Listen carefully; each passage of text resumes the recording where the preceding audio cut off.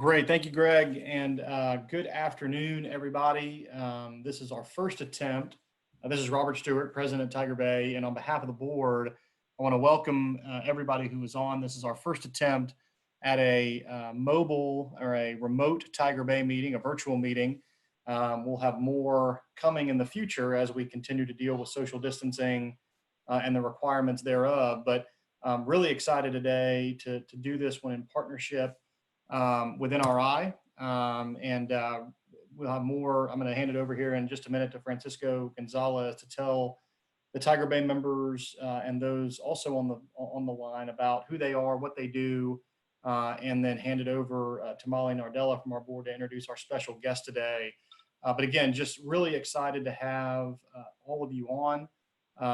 For those of you who want to rewatch the webinar, the Zoom call, or share it with others, this will be in the next few hours after our meeting. Greg will be posting this to our website, and you'll be able to forward it out for others to be able to view. But with that, Francisco, I'd love for you to say a word of welcome. And again, thanks to everybody for being on today, and it'll be a fun discussion. Robert, thank you so much. And it's great to be here. As many of you know, I work for National Review Institute as a director of philanthropy and cover Florida, Texas, and the Southeast for NRI. We are the nonprofit journalistic think tank that helps support the major talent at National Review and further the Buckley legacy from our founder and National Review's founder back in 1955. And I actually work remotely here from Orlando. I know many of the members of Tiger Bay, and we are happy to partner once again with Tiger Bay of Central Florida. We were there in person almost 2 years ago now, and we had Jonah Goldberg come. He was an NRI fellow at the time and a longtime National Review writer.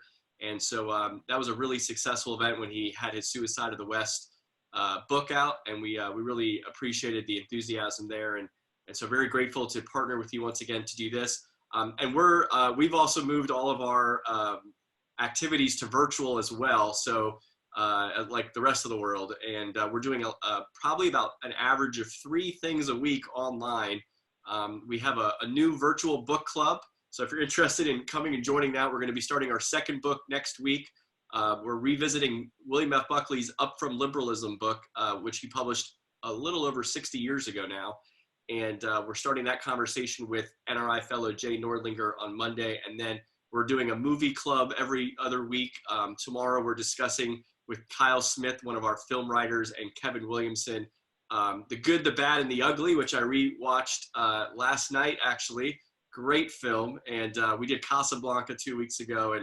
And so we're continuing that, and then also just some of our normal calls with some of our writers like Andy McCarthy. So without further ado, let me introduce Andy. Many of you know him. You see him on Fox News, and you also read him at nationalreview.com. He's a best-selling author, and actually his new book, which came out last year, is right here, Ball of Collusion, The Plot to Rig an Election and Destroy a Presidency. So Andy was everywhere you could possibly imagine last fall talking about this, and I think, as he'll probably tell you, when he wrote this book, he thought this was going to be a prepared speech, but of course, new information kept coming out during his book tour, so it was quite interesting to be at some of those events and hear Andy have to respond to new information on the spot. And after, if you guys are interested in asking Andy questions, just type them in the chat box here, and I think Molly and Greg maybe will read those to Andy during the Q&A session. So just do that. And I'm going to turn it over to Molly now, who will introduce. Well, actually, one more thing I'm going to say about Andy. Many of you know him as a writer and speaker. He also was one of the lead prosecutors on the case against the Blind Sheikh of the 1993 World Trade Center bombing. So he's got a lot of experience there as terrorism was becoming a new thing that we had to deal with, not just to protect Americans, but also to protect the Constitution in dealing with these things. So Andy's been working in environments, whether it's terrorism or now a pandemic, and thinking about constitutional issues. So while we protect Americans, also protect the Constitution and our legacy. as well. So let me hand it now over to Molly so she can get this started off. Thank you guys all for coming, and thank you National Review Institute for making this happen. Thank you especially to Andy, who's here with us today. Like Francisco said, Andy was the lead prosecutor of the 11 terrorists who bombed the World Trade Center in 1993. He also prosecuted on behalf of our country the terrorists who bombed both of our embassies. So from that perspective is representing the government, and now from perspective as somebody who thinks about government action as a writer and contributor at NRI, we welcome Andy and we give him the floor. Well, Molly, thank you so much. I wish I had been as smart as Francisco to have a copy of the book that I could wave around so that I could not only hype the book, which is what I'm obligated to do as a writer, I guess, but also point out that Francisco couldn't be more right. We were watching President Trump last night have belatedly scheduled a press conference at about 5:30 Eastern time last night. And sure enough, in the middle of coronavirus and talking about all the restrictions that we're going to talk about today, he was asked a question about General Flynn, because suddenly we have new disclosures about the investigation of the investigators, and who knows where that may all wind up this week. We understand there's more news forthcoming, but it just goes to Francisco's point, which is that you should never, ever be prepared, because you may always have to roll with some new narrative. That's the way, unfortunately, these news cycles go. And one thing that has been an evolving, moving target, obviously, for the last 4 to 6 weeks is the coronavirus and the government reaction to it, not just at the federal level, which is the most visible one for at least many people in the country, but also in particular the state governors and the municipal governments, all of whom, in the course of trying to grapple with this novel threat, an infectious disease kind of winding its way through the country, all of whom have had to try to balance the need for government to try to prevent the spread of infectious disease against the rights of Americans. And I guess what's most disturbing to a lot of people is they don't seem to be balancing that much of the time. There seems to be a presumption among a lot of the states, not only the governors, but the heads, the executive branches of some of the municipalities, that they are at liberty to do whatever they think public safety requires, and they don't need to do much in the way of balancing the rights that are being restricted. And I think this has had kind of a snowball effect, because as one state does one set of restrictions, the neighboring states in particular, and we see this where I am here in New Jersey, we're almost in a duel between New York, New Jersey, and Connecticut in terms of ratcheting up the restrictions on people's ability to work and to socialize and to associate. You know, one governor will make one set of restrictions, and then that'll pressure the governor next door to try to meet that. And then, you know, they're almost playing can you top this, until the point where they finally started to work together. But in a very interesting exchange, the governor of my state, Phil Murphy, who I think is doing a really, you know, he's a very energetic guy, and he clearly cares about the state, and he's doing a fine job trying to manage this. But I thought it was very telling when he did an appearance on Tucker Carlson's show on Fox News, I want to say about a week or 10 days ago. He was asked about some of the more stiff restrictions that we have in New Jersey, which for a while was pretty much locked down, and there were parts of the state which were really subjected to something close to stay-at-home orders. And when Tucker asked him about those and asked him how they squared with the Bill of Rights, Governor Murphy's response was that the Bill of Rights was above his pay grade, and he hadn't really thought too much about the Bill of Rights when he entered his restrictions and ordered them. And I think that's really what the big problem is here. Government is actually created in the United States for the purpose of protecting our fundamental rights. And when governments start thinking that the rights that they exist to protect are a nuisance that protects them, that prevents them from doing what they regard as more essential or more important activities of government, I think that becomes a big problem. And we've seen that problem play out in the last 4 to 6 weeks. I've said a number of times, and I get the opportunity to say this because I'm a lawyer, so naturally when, if I'm out publicly speaking about this, what people want to know about is the law. And in point of fact, I actually think the law is in many ways a secondary consideration to the political legitimacy of the governments at every level. And what I mean by that is that you can talk all day about what tests of the Supreme Court apply and what rights are involved and what legitimate government interests are there and how do those all get weighed and how does that all play out. And we could talk about all of that for hours.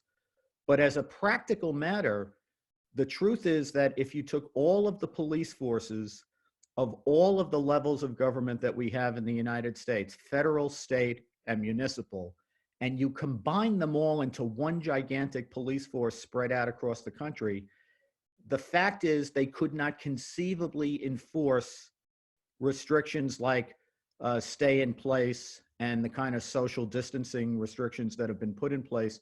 They couldn't conceivably enforce that against 330 million Americans. There aren't enough police to do it. And what that should tell us all, and what it should particularly tell the state governments, is that you cannot, in a sensible way, enforce the sensible restrictions that have to be put in place to try to prevent the spread of infectious disease unless you get public buy-in. Unless the public accepts that what the governments are trying to do is actually rationally and necessarily related to public safety and something that needs to be done. If the public gets the impression that what's going on is draconian enforcement, that they're enforcing things just because they can, not because they need to, or even worse, that the enforcement measures that are being taken are being enforced in a discriminatory way or in a politically conscious way. In other words, they're trying to further a political agenda rather than actually tending to public safety. What will happen is you'll lose public legitimacy for the protective measures that you're trying to put in place. And as we're beginning to see, we've seen it in Michigan, we've seen it somewhat in Colorado, we've seen it in a few other places, people are starting to feel the strain of these restrictions, which are really powerfully and in a difficult, dangerous way, eroding our economy and eroding what we need in the way of a flourishing society in order to recover from the coronavirus and the restrictions that have been put in place.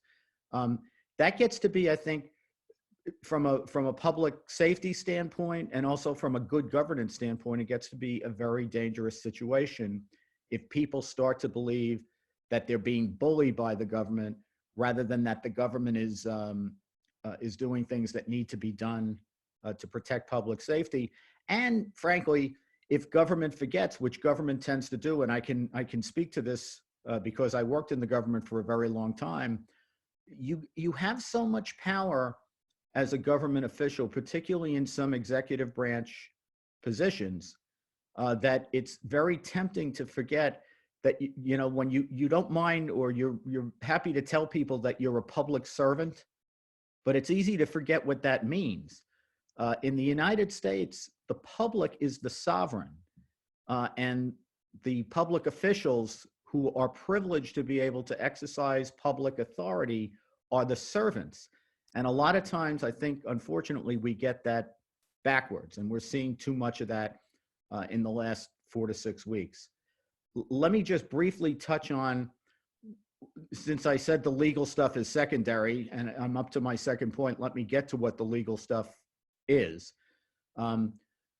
The way this is supposed to work is the government has authority to regulate even our fundamental rights if the government has a compelling public safety reason to do so.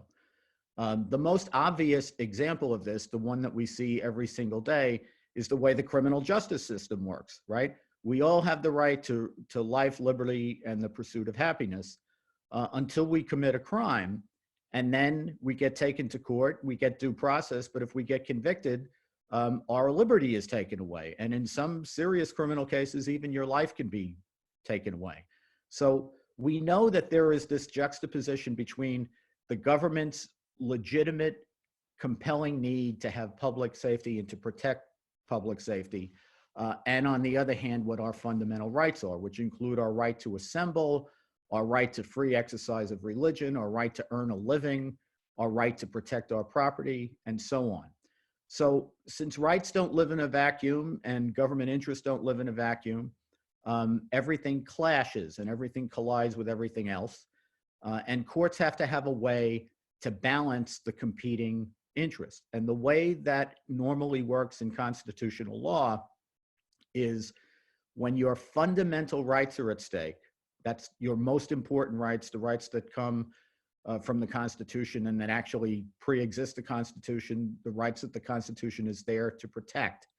When those rights are at stake, in order to restrict them or infringe on them in any way, the government has to show that it has a compelling interest in the regulation. And secondly, that it is using the least restrictive means to regulate, which means it's using the least draconian measure that it can put in that allows it to achieve its legitimate purpose, but at the same time respects your rights to the maximum extent possible. So the way this works or the way it should work in this particular controversy is that there's no doubt that the government has a legitimate interest in protecting or preventing the spread of a infectious, potentially lethal disease. So what we get down to is, are they using the least restrictive means necessary in order to further the public interest in preventing the spread of disease, but at the same time give you the maximum deference that they can give you in terms of your rights. And this is where I think the government is way overstepping its bounds on a variety of levels.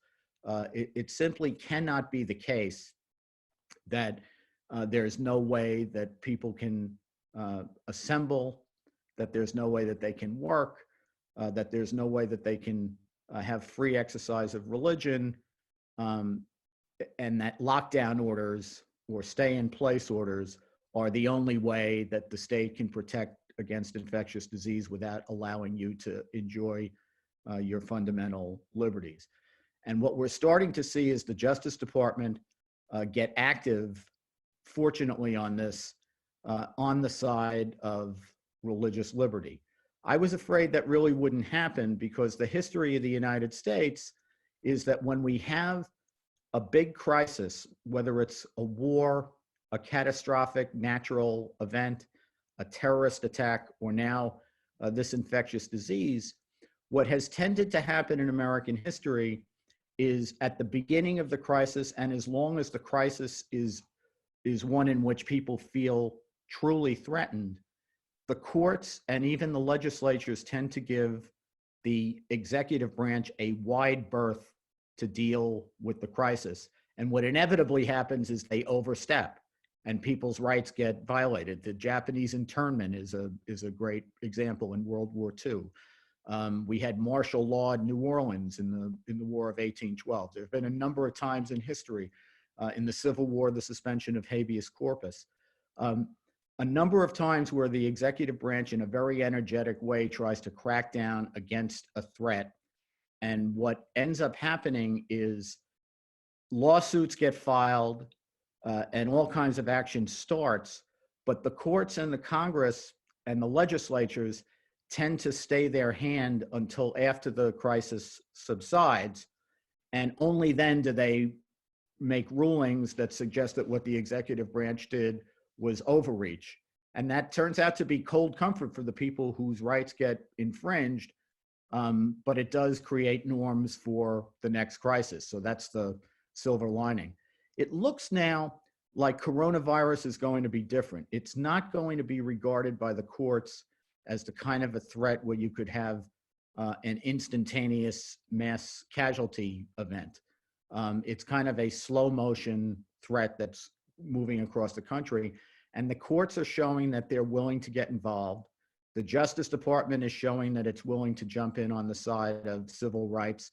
We've already had one case where the Justice Department jumped in Greenville, Mississippi, where the local authorities were trying to prevent people from having communal worship in a parking lot setting, drive-through, around Easter time. And as soon as the Justice Department mobilized, the town backed off. So I think that's a hopeful sign that civil liberties are actually alive and well. And it's a good signal to the state and federal government that they really need to be careful and be deferential and indulgent of people's rights as they try to go about the very difficult job that they have to try to promote public safety. So why don't I leave it at that, Molly, and we can have some dialogue, I hope. That sounds great, Andy. We've gotten a few questions while you've been speaking. I have a few follow-up questions for you. When you were talking about buy-in, the public has to buy in to these orders. What are some restrictions that you've seen that you could tell our members where the government's order hasn't been rationally related to their compelling interest, or it's been enforced in a discriminatory manner? Well, Molly, I think that the case that the Justice Department jumped into in Mississippi is a good example of both. It was a situation where a Baptist church in Greenville was conducting drive-through religious services under circumstances that they were obviously respecting and observing social distancing. So the cars were parked about 6 to 10 feet apart. Everybody was required to stay in their cars. What the Baptist church did was broadcast services on a low-level FM station so that you had to be pretty proximate to the church in order to get reception. So they hosted people, congregants in their backyard or in their parking lot. And the people were clearly observing social distancing. They had to keep their windows rolled up. They couldn't mingle. And it was clear that they were observing social distancing. And nevertheless, the state sent police in, or the city sent police in to break up the service and actually create, if you're worried about social distancing, create a problem by making people roll their windows down, take their license and registration, and actually cite them for $500 fines for violating the shelter-in-place order that was in effect in Greenville. That was a situation where clearly a shelter-in-place order was not significantly observant of people's right to assemble and to exercise their religion, because it was obvious that you could, consistent with social distancing, have a communal religious observance. And to go to the second part of what you're talking about, it was also discriminatory enforcement because, for example, as the Justice Department pointed out, if you wanted to buy food at a restaurant, they were allowing restaurants to operate in a drive-through where you could go through the drive-through with your windows rolled down and actually be in close contact with the people who were delivering the food and making the transaction. And no one was saying that that shouldn't be allowed. It obviously had to be allowed. But the Justice Department pointed out that because free exercise of religion is a fundamental right, you can't allow commercial ventures to have one standard of social distancing and then deny that to people who are exercising their free, their fundamental rights, just because the government decided that that wasn't essential, or that the government thought that there were other satisfactory ways to allow religious observance. So I think that's the two things they're looking at. Are these restrictions the least restrictive, rationally related way that you can protect the public? And are they being applied in a discriminatory way? And the one other thing I'd say about it, Molly, is one of the things I think the government has to be really careful of at every level is that when we're talking about discriminatory enforcement, that does not devolve into politicized enforcement. So, for example, in San Francisco, where they've just elected a very radical leftist as the district attorney, they are letting people out left and right of prison. People who are in for gang offenses, serious drug offenses, serious criminal offenses of all kinds are being released because they're concerned about social distancing in the prisons. At least that's what they say is the concern. And yet they cited for violation of the social distancing restrictions an 86-year-old man because he was protesting in front of Planned Parenthood. And that was, the instance in which they decided that they had to enforce the social distancing restrictions. So I think, if you want people to accept the legitimacy of what the police and the state governments are doing, you have to exhibit that you're doing this for public safety reasons, not to further a political agenda. That makes sense. On that note, we have a question from one of our Tiger Bay members that goes kind of to the heart of that. If the COVID pandemic were in March of 2021, how different would the government response be? I think that it might be more draconian in the sense that right now you have a Justice Department that is decided to jump in favor of civil rights. Whereas if you had a Democratic administration in March of 2021 and you had the same cast of characters as governors and heads of municipal governments throughout the country, they might be much more indulgent of more authoritarian restrictions by the states. The caveat I would lay down there, which is, and this is something that we probably haven't thought about enough, but we should think about more as we head into the 2020 election, for those of us who are politically minded about it, is the judges that will be deciding these issues, which is why it's important that the court is willing to get involved now.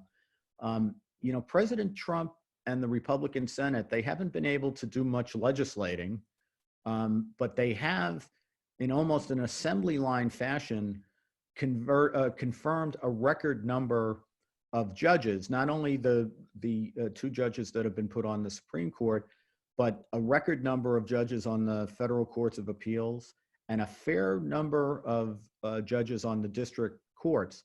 So a lot of these cases in the courts are going to be caught by judges that President Trump has put on the bench, judges who are of a more originalist and law and order, I think, bent of mind than you might have gotten from a Democratic president.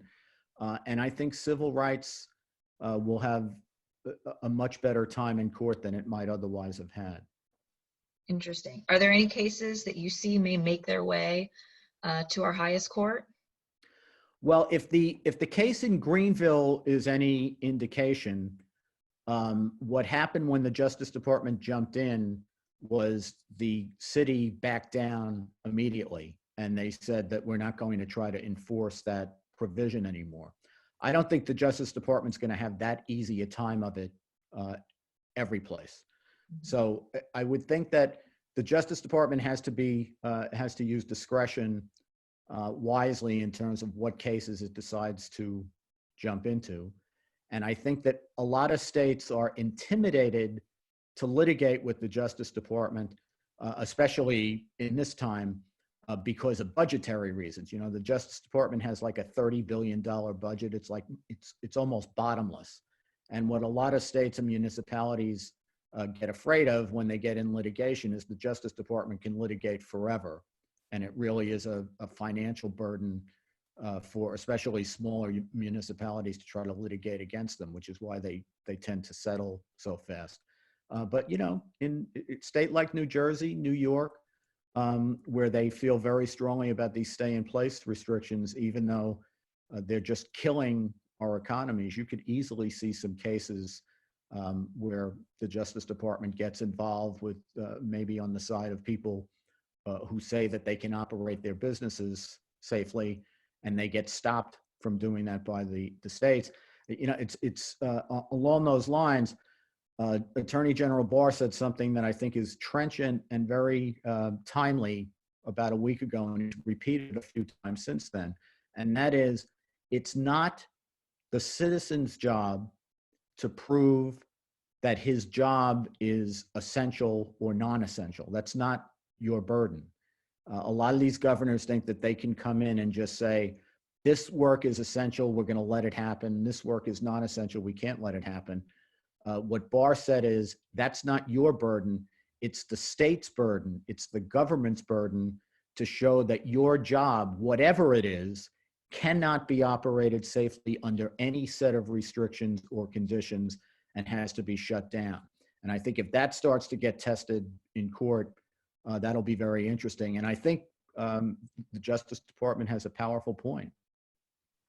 No, I thought so too. It kind of flipped on its head, the essential versus non-essential. Yep. In Orange County, we have an order in place which does just that. It says this is essential, this is non-essential. And what you're saying is that the Attorney General said that's not the question.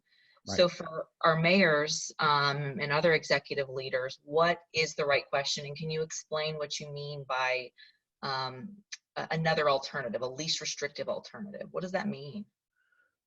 Well, it means that if you have let's look at it this way, the most draconian restriction that you can put in is what Barr kind of half jokingly quipped that some of the restrictions he was seeing around the country were like house arrest. In other words, if you put in a restriction that says stay in place, shelter in place, stay at home. We're hearing that a lot from certainly governors in the Northeast. The best thing you can do is stay at home.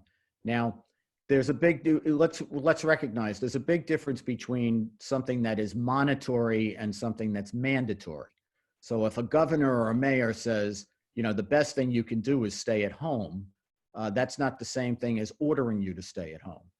But if they are ordering restrictions that as a practical matter prevent you from doing a job that actually could be done consistent with safe social distancing, then I think the mayors and governors are going to run into big problems. So for example, I'll just throw this out hypothetically, is it necessary to close down restaurants if they have the capacity to operate outside observing social distance?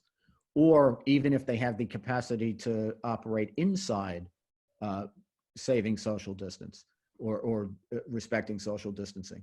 The other thing I think is going to start to be looked into carefully is some of the statistical models and some of the record keeping that is being done to justify the restrictions.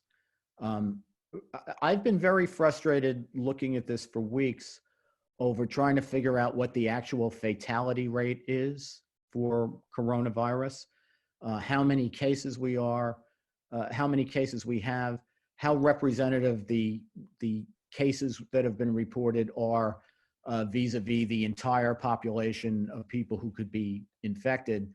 And one of the disturbing things is that municipalities, between the funding that they're getting from Congress and the guidelines that are being put out by the CDC, they're being encouraged to code deaths that occur as coronavirus deaths under circumstances where it's not always clear whether somebody died with the virus as opposed to of the virus.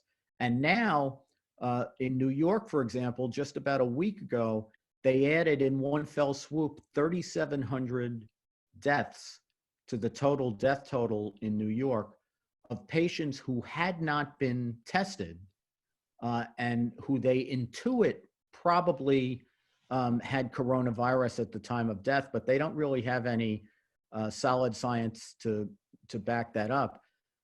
That's another 3,700 that at the time raised the total number of casualties or the total number of deaths in the United States by 17% in one fell swoop.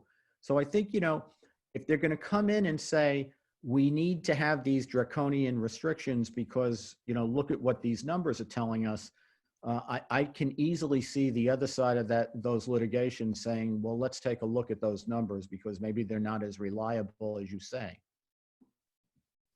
Right, and when we talk about the evidence coming in, we have a question from one of our listeners, which is, what's the standard of proof? If I were to challenge a restriction, the government would have the burden, as you talked about. What standard of proof do they have to bring or meet?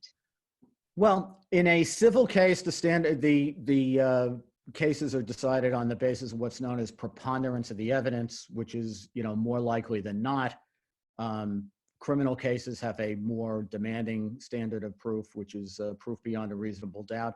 But any litigation, if it ends up in a trial setting, is going to be, if it's in the federal courts, it's going to be decided under the federal rules of evidence, where there are different levels of proof that you have to meet depending on what it is that you're trying to prove. It'll be just standard courtroom evidence. But I think in terms of the analysis of particular claims, the most important thing is that if we're talking about restrictions that are on people's fundamental rights, the Supreme Court applies what's known as strict scrutiny, which is what I explained a few minutes ago. And what that means is it's not enough for the government to say, we have a very good reason to regulate this, and the regulation we put in is rational.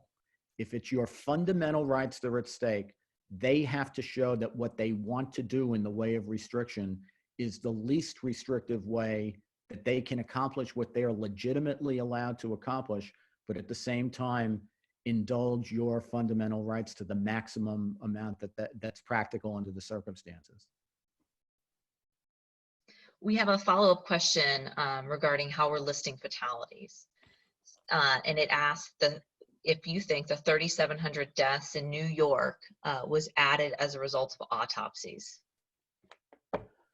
I don't believe that 3,700 is a big number. So there could very well have been a number of autopsies involved.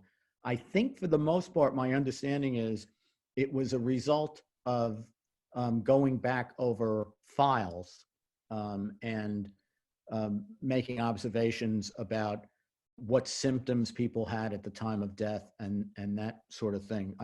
Whether there was actually, disinterments and autopsies done, I'm not aware of that, and I don't think that happened certainly on a massive scale. And frankly, if it had happened and they had found evidence of coronavirus, there wouldn't be anything to complain about with the 3,700 number. What we're worried about here, I think, are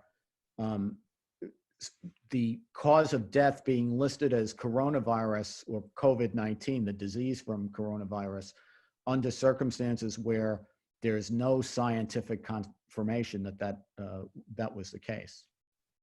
Interesting. Moving forward, our governor here, Governor DeSantis, has pontificated that we have flattened the curve. Does that change the analysis when we look at compelling interest and least restrictive means? Well, I sure hope it does, because, I think implicit in the term compelling interest is that there's something compelling that's forcing the government to act. So if we're going to talk about infectious disease, I think there's a burden on the government to show that this is something that is out of the character of normal influenza, that we're not talking about something that's, a degree of difference, but a different kind of threat that's much more serious.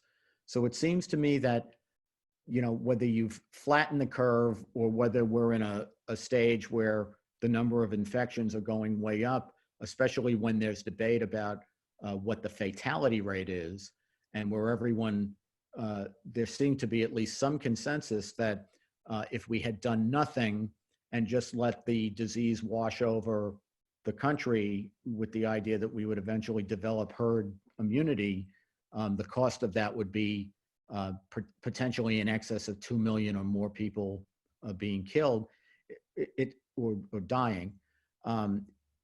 It seems to me that it would be very important what the level of threat was, because I go back. I go back to the reaction to the 9/11 attacks, which I happen to be involved in. The first couple of weeks after the World Trade Center was destroyed and the Pentagon suffered that attack, we didn't know whether that was a one-off. We didn't know whether that was going to be a single standalone attack, whether there were going to be more attacks. So everybody kind of agreed that the government had to do some pretty aggressive investigative surveillance and other measures while we were grappling with what kind of threat we were dealing with and whether we were going to be hit again.